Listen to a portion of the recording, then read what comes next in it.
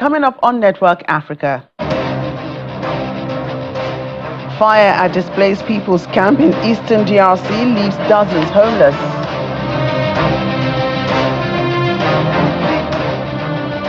Somalia elected to United Nations Security Council as non-permanent member after more than 50 years. Plus,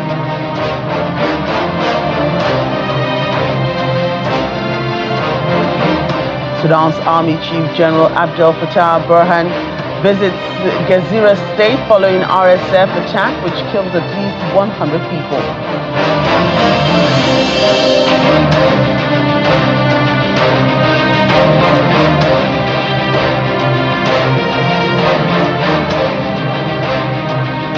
Welcome again, everyone. I'm Joke Rogers here in Lagos. We start off on a sad note in the Democratic Republic of Congo, where a fire at a displaced persons camp in the eastern part of the country has destroyed approximately 50 makeshift tents, leaving dozens of families without shelter. No casualty has been recorded yet. The fire is believed to have started during cooking at the Muganga displaced persons camp near the provincial capital, Goma. The camp has already experienced bomb attacks in early May, which killed at least 18 people and injured 32 others. Most of the victims were women and children. South Africa's African National Congress, the ANC, is set to invite other political parties to form a government of national unity. This is according to the party leader, Cyril Ramaphosa, who is calling for national dialogue after hearing residents' complaints. He believes national dialogue will start the country on the road to rebuilding social rehabilitation. Last week, the ANC lost its majority for the first time since the end of the apartheid system about 30 years ago. Political parties have about a week to form a government before Parliament convenes to elect the country's president. Somalia has been elected as a non-permanent member of the UN Security Council for the biennium 2025 to 2026. Following a vote in the General Assembly, Somalia will replace Mozambique at the seat of the African group. It's the first time in 50 years that the country will be assuming this post. Almost also elected are Denmark, Greece, Panama, and Pakistan. Pakistan will occupy the seat vacated by Japan in the Asia-Pacific group. Starting in January, Panama will represent the Latin American and Caribbean group, at the seat being held by Ecuador. The Somalia representative promised to strengthen cooperation in the regional organization. Having obtained the required two-thirds majority and the largest number of votes, Denmark, Greece, Pakistan, Panama, and Somalia are elected members of the Security Council for a 2-year term beginning on the 1st of January 2025.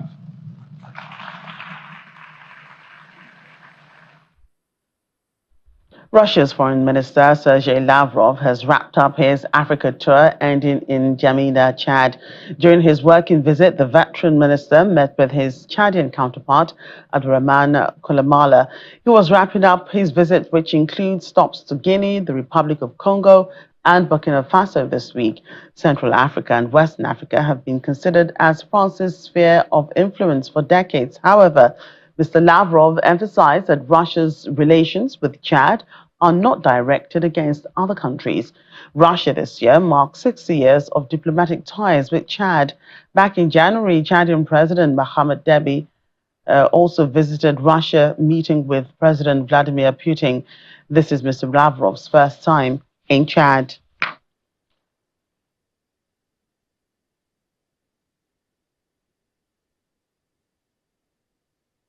Speaking to us now is Secretary, Association of Nigerian USSR Graduates, Soyuznik Alumni Association, and a former resident in Russia for over 28 years. He's speaking to us from Lekki in Lagos, though. Good to see you today. Oh, yeah. Nice to be back on channels. Right. So what do you make of Russia's foreign minister in Africa? Well, it's quite significant. I mean, for people that cares about the international affairs and what happens around the continent. Sergei Lavrov is perhaps the longest serving foreign minister of Russia. And despite the challenges of the Russian-Ukrainian conflict, he has been quite consistent in his diplomatic efforts that has taken him to Middle East, taken him to China, and it has been able to produce some significant results that many countries have aligned with Russia, and perhaps it has boosted the BRICS value that is now in Africa and in Middle East. So I think Lavrov is there for another mission, which clearly is about deepening ties with African countries. And one can significantly also point to the fact that, especially West Africa, with the emergence of the Sahel, which amounts to weakening of the ECOWAS, the region is now a source of interest. I will be quite modest with it. I won't say another Berlin partition. Right. I can imagine that the countries Mr. Lavrov visited were chosen very carefully. Do you think his visit achieved the aim? Well, like I said, for a seasoned diplomat like him, I mean, the strategies are always quite clear from the beginning. That he has come and he has left, and there have been meetings. I think that should be the purpose, and I think that has been achieved. And what we need to look at is, I mean, what comes after all these meetings. But I can affirm that with the emergence of Sahel as a bloc, weakening of ECOWAS, the consistent assault on the French presence in Africa is not relenting. I will have to admit that. So there is a kind of another scramble for Africa, as I've said. Yeah. Yes, and many say it's Moscow trying to boost its influence, as you have alluded to there, and we've seen some Sahel states pivot to Russia, cutting off with the West. Do you share such sentiments? Well, I didn't share that sentiment. Perhaps I mean a good student of history will understand that Russia has always been present in Africa. Like you mentioned, Russia is marking 60 years of diplomatic ties with Chad. Congo has been a natural ally of Russia. So, I mean, it's only trying to strengthen its position in Africa. I mean, many with his allies, which I think every other country is doing. You try to, I mean, improve your relationship with your allies to advance strategic interests. So Russia is not doing anything new. And do you reckon that, some of these countries that witnessed, coups in recent months and, at some point last year in Africa, those that had ties with countries like France, those were the most dominant in Africa that, had military takeovers. Do you think that those countries will really cut off ties with France and not have anything to do with them again? Turning to other countries, not only just Russia, but some other countries in the West that they think the relationship between them can also blossom? Well, if we really do a cursory look, if we give it a cursory look, it didn't just happen as an event. Some events preceded it. We all remember the Wagner Group is coming to Africa. And we knew it's for a purpose. So it's just a consequence. So I think it's not just going to be a coup. It has established itself beyond a coup. A regional bloc has been formed. So we should look at it. I mean, we should just be realistic in our analysis that a new alliance is coming up. BRICS is there. Sahel is there. And these are alliances that are actually impacting on African politics, the geopolitical sphere itself. We're talking about military bases. I mean, I think Nigerians have been talking about it in the news. But fair enough, these are realities. And the earlier we respond adequately to this, the better we are best positioned to not be an onlooker as usual or doing catch-up game. Right. And with all these blocks that you say are being formed, with everybody trying to realign with themselves, do you think that, African countries should continue to support Russia despite its war, with Ukraine? Well, clearly, the war with Ukraine is more a war between two countries, and they all have their justifications and are actually the rationale, but there is no rationale for war. We should rather be very focused about Africa. Let Russia deal with Russia, let Ukraine deal with themselves. We're actually not a party to that conflict, just as we're never a party to the Israeli-Palestinian conflict. We'll just be a busybody. That's my opinion. We have enough problem at home, so why should we be bothered what's going on in Ukraine, what's going on in Russia? If Russia is going to help us, if China is going to help us, we need people we can work with to change our narratives because we have challenge on the continent. Right, Mr. Russia and Ukraine will always sort out their problems without us. Right. Mr. Kumi Akinade, thank you for your time today on the program. Pleasure is mine. Good to be.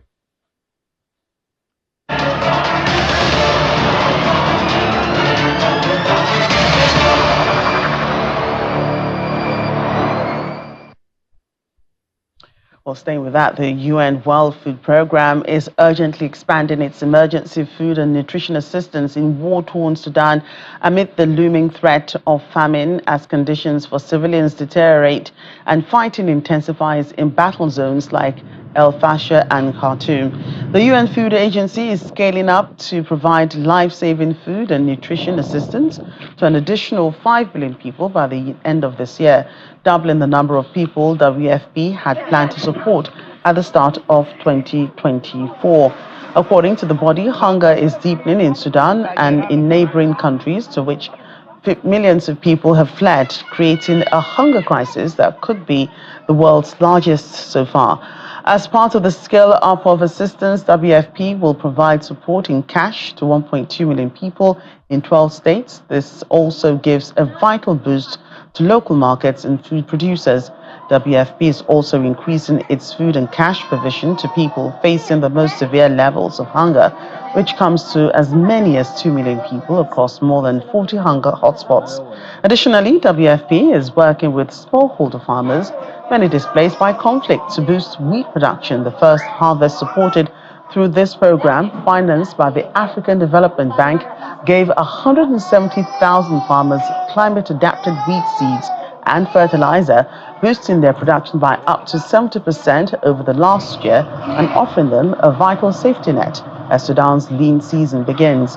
WFP urgently needs over $200 million to continue delivering life-saving assistance through the rest of the year.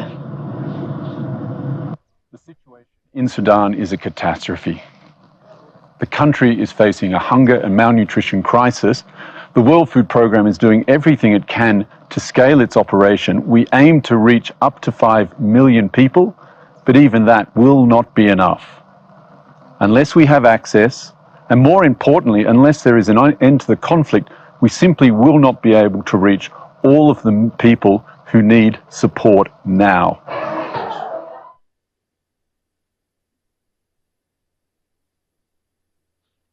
And Sudan's army chief has visited Gezira state in the southeast of the country following a rapid support forces attack. Footage from the Sudanese Armed Forces Facebook account showed Burhan visiting injured people in hospital.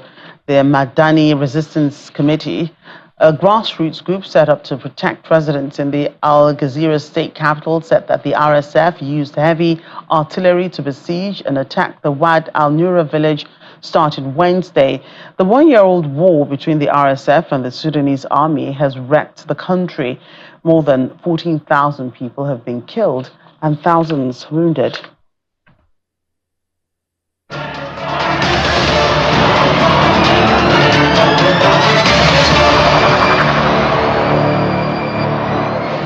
Welcome back. A Kenyan company has become the country's first to cater to the needs of amputees by printing 3D prosthetic limbs.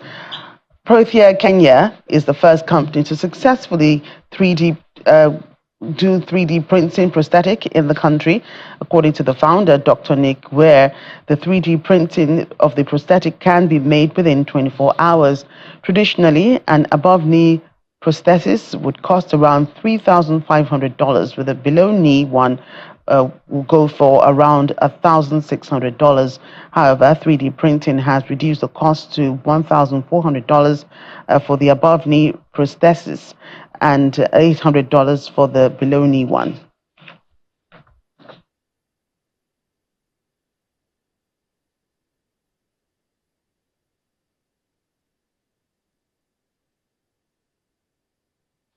In Nigeria, the Lagos State Governor Babajide Sanwo-Olu has rewarded the best graduating students of the Lagos State University, Olani Olawale, who finished with a cumulative grade point average of 4.98 with 10 million naira. Governor Sanwo-Olu, who made the announcement at LASU's 20th convocation, says the institution has consistently upheld the tenets of its guiding principles and expectations of its founding fathers.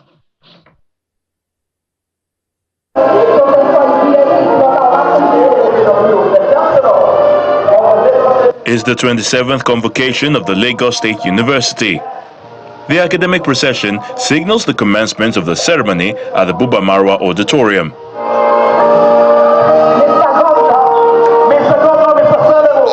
The Lagos State Governor Babajide Sanwo-Olu, his deputy Quadri Hamzat, the Speaker of the State Assembly Mudashiru Obasa, renowned businessman Razak Okoya, leader of the Governor's Advisory Council Tajuddin Ulusi, among other dignitaries, are all present for the conferment of professorship, emeritus professorship, honorary doctorate degrees, and end of 2022-2023 academic session. The Vice Chancellor of LASU speaks on the university's success story since her appointment in 2021. While the Chancellor commended the state government for paying attention to the infrastructural needs of the institution. I want to assure you that the Lagos State University is committed to deepening academic excellence to the benefit of all. We quadrupled the center's performance earnings, measured by the World Bank's disbursement-linked indicators, TLI, from less than 20% in September 2021 when I came in, to over 75% as at April 2024. Two LASU scholars, Professor Amidu Sani and Professor Martins Anitikai, was elevated to the ranks of emeritus and distinguished professor.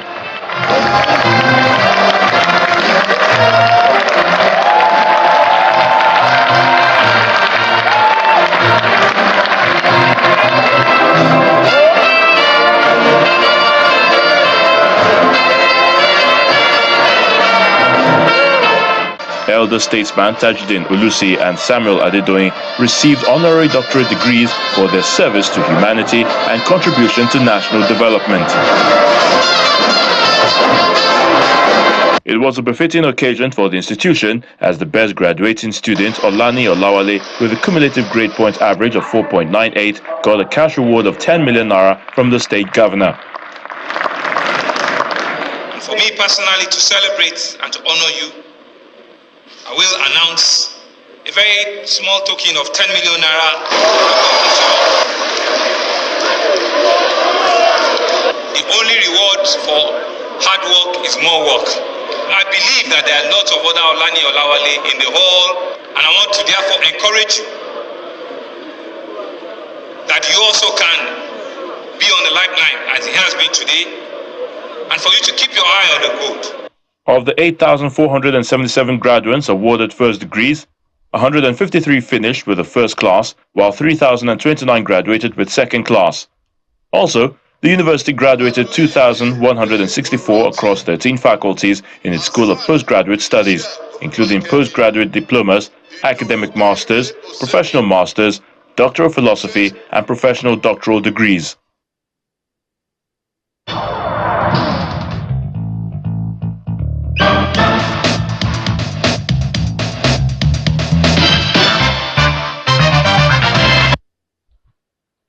Finally on the program, but still in Nigeria, the Nigeria Data Protection Commission is urging data protection compliance organizations to follow new regulations or risk losing their licenses.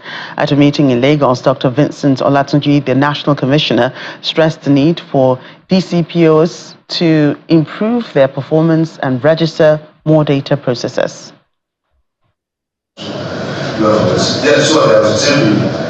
It's a meeting between the Nigeria Data Protection Commission and Data Protection Compliance Organizations, DPCOs, to discuss the issuance of new regulations and essential compliance services.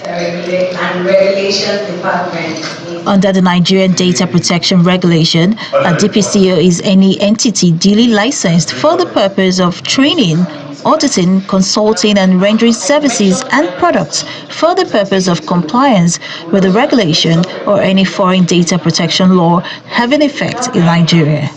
In 2023, the Nigeria Data Protection Commission was established under the Nigeria Data Protection Act as the independent data protection authority overseeing all matters relating to personal data protection in Nigeria. Hence this collaborative session to discuss the critical role of DPCOs as key stakeholders in the ecosystem. According to the National Commissioner and CEO of the NDPC, Dr. Vincent Olatunji, 19 licenses of underperforming DPCOs were revoked in 2023, and the Commission plans to take similar actions this year. We revoked 19 licenses based on the evaluation of what they did, what they submitted to us. We are going to do the same thing this year. So, DPCOs that are not really working, we may have to revoke some licenses. So all of us should buckle up and work, contribute to what we are trying to build. We opened the portal for registration of data controllers and processors, which is the first thing in implementing the law. Between when we opened and now, more than 3 months, we've not done up to 500 registration. Even not up to 400. Yet, we have over 500,000 data controllers and data processors of major importance in Nigeria. We've done a bit by creating awareness, put it out there that you register, but the work lies with you guys. The establishment of a national certification to allow certified DPCOs in Nigeria to operate anywhere outside the country was also announced by the National Commissioner. Let's have a national certification process, but in terms of standard, in terms of the curriculum, in terms of framework, in terms of delivery, it should be perfect or even better than what we have in any part of the world. And that is why in making that happen, we just licensed the Institute of Information Management as the national certification body. So we are trying our best to ensure that we put in place mechanisms to stimulate growth in this ecosystem, to give you recognition within Nigeria and outside, and to create massive job opportunities for you. DPCOs play a crucial role in ensuring compliance with data protection laws. They are at the forefront, guiding businesses and institutions through the maze of regulations to protect personal data effectively. But what are some of the challenges they face? This is an emerging industry, and when we talk about the level of awareness, I think a lot still needs to be done. So part of the challenges being faced by the DPCOs has to do with the lack of adequate awareness.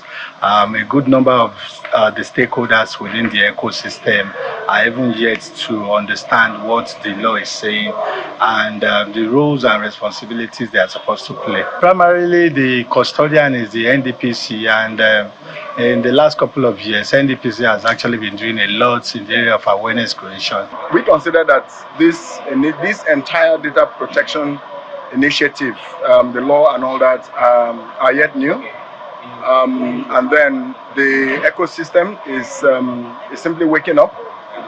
More organizations are realizing the need to ensure that they can have trust with their customers, their clients, both within the country and outside. So it's just something that we are just getting into. As the NDPC rolls out new data protection regulations, both the Commission and DPCOs will need to work hand in hand to achieve their shared goal of enhancing data protection standards across Nigeria.